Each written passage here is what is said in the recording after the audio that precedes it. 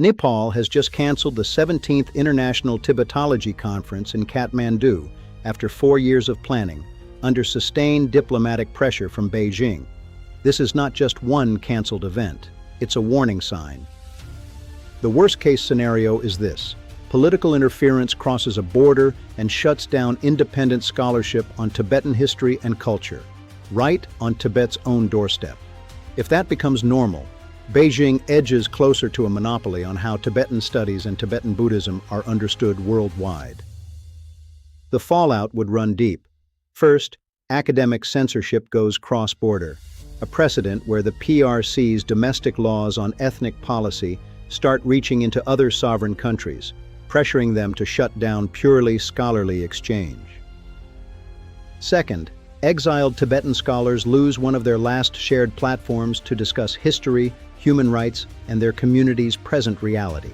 Third, Tibetan exile life in Nepal gets harder, tighter surveillance, less room to preserve culture and identity. And fourth, the world looks away as institutions self-censor and global attention on Tibet quietly fades.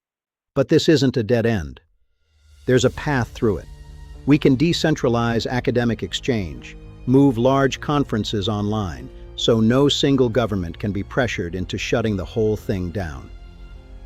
We can preserve research through blockchain and encrypted platforms, so scholarship survives even when a venue doesn't.